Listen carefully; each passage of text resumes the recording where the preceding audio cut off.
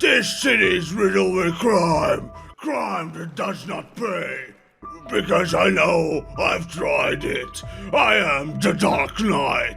My parents are dead and I was left in a gutter to suck moisture. And I am the edgelord.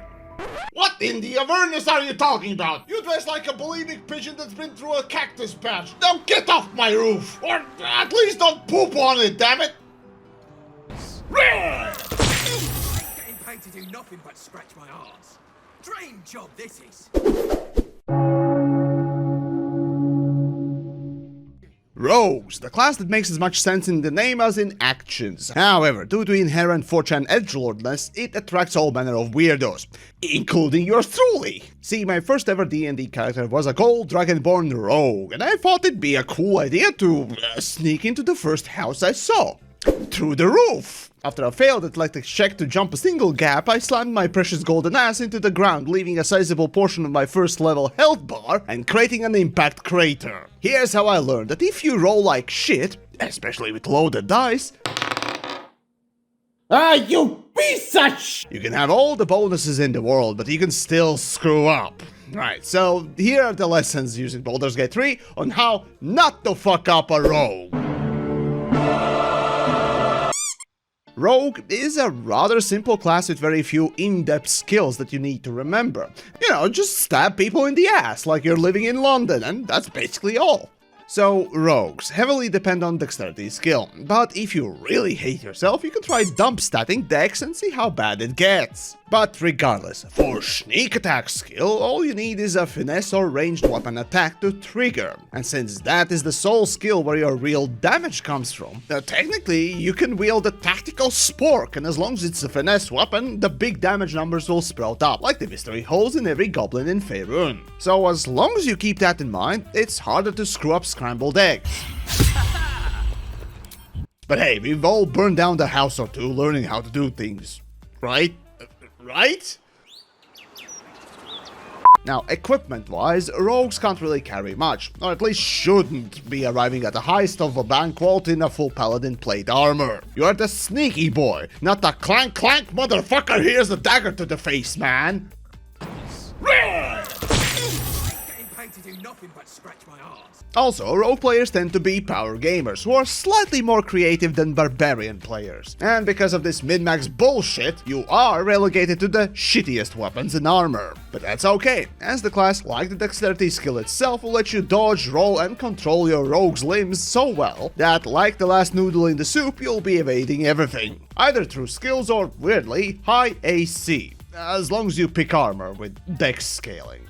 So then, to play a rogue and not fuck up, basically you have to play like a selfish prick. And considering that 90% of the rogue players already fill this role in real life, it comes naturally. So then, the main damage dealing skill, the sneak attack. Now, despite the name, being unseen and making an attack to deal that extra damage is only one of the ways. You can proc it. Now, of course, you can start chugging invisibility potions like it's a frat party, but that probably ain't gonna be the most lucrative way of recouping costs. Be it restrained, prone, unconscious, or being distracted by a nice set of fake tits. So long as you get an advantage on an enemy, the big damage triggers. See, this skill is so powerful that you could be using any rubber implement from your closet. An opponent would still explode in blood, gore, and guts at the lightest touch. However, this only works if the conditions are met and you got the advantage. Also, thankfully, Baldur's Gate 3 handles stealth most of all, but that logic only works until you need to know how it works, and then you realize that stealth in Baldur's Gate 3 is more fucked than in regular D&D. Since it would take overly long to explain and is still unreliable, let's just stick with the common rogue tactic.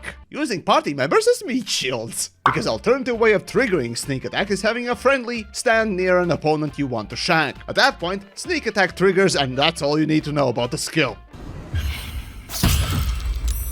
Boom! Done! Very sneaky. And yes, that includes remote ass stabbing, otherwise known as ranged attack. Now, when it comes to leveling, just like with barbarians, there aren't any wrong answers. All you get is a little bit more damage or utility. Hence, such amazing feats like expertise. And expertise again by level 6, so you can build your edgelord Mary Sue even further. Yay! Anyways, at level 2 you get a cunning action. Like in real D&D, it's just a nice addition for utility and positioning, and maybe not getting hit.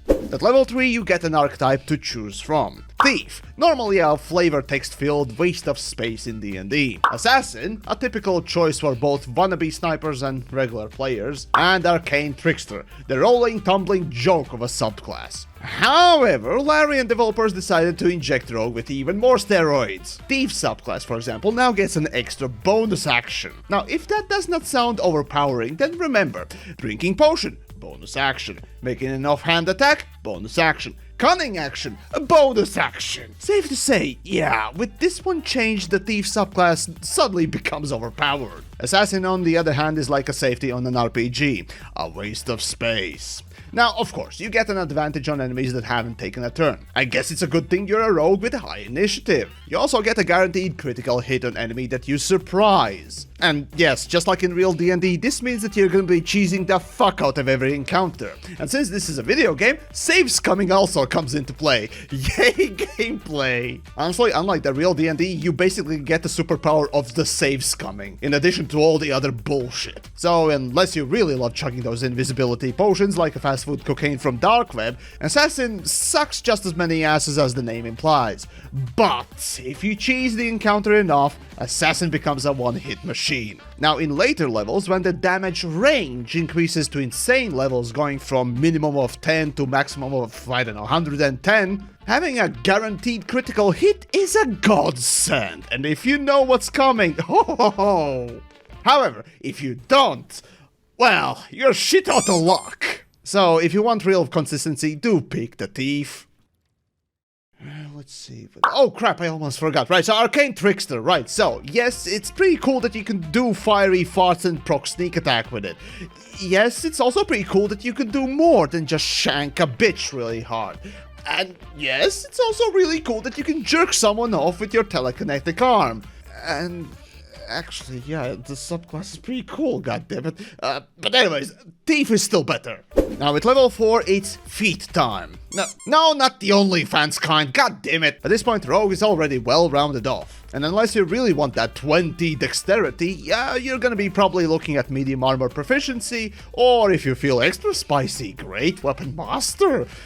Kind of? Not really. If you're smart, you're gonna be picking dual wielder for a Thief, or if you're playing fucking sniper, go for sharpshooter. Either which way, hell, even lucky could be a nice feature. At this point, there really aren't any wrong answers. Unless, of course, you're picking Warcaster, but even then, for Arcane, goddammit, everything works with it.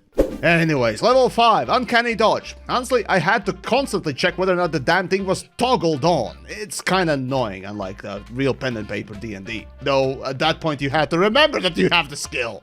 Level 6, Mary Sue it up even more with expertise. Yay, double proficiency on another couple of skills. Yay. Level 7, another damage reduction skill. Yay. Level 8, another feat. At that point, basically pick whatever's left. Level 9, nothing. Moving on. Level 10, another feat. Honestly, at this point, you can't fuck up the class even if you wanted to. Level 11. I mean, you already are OP at level 5. What more do you want? And finally, level 12. How is anything anymore a challenge to you? And that's Rogue. By the level 5 in Baldur's Gate at least, the Thief becomes unstoppable, while Assassin keeps insta-gibbing at least half the encounter in turn 1, and really the only problem you'll run into is when you're on the front line and you got no friendly meat shields. So stick close to that smelly barbarian ass. And that's the Rogue. A prick till the end that can't do anything unless a big thick paladin mama is taking a blow to their face first. Well, unless you picked Arcane Trickster, in which case you become a bigger joke than a party's bard. Around here, silence is golden, mate. Best remember that. Oh shit, I forgot to mention, lockpicks everywhere. Hey, anyone's got a lockpick? Oh, Rogue's got a lockpick. Oh yeah, lockpick, the sleight of hand, woo!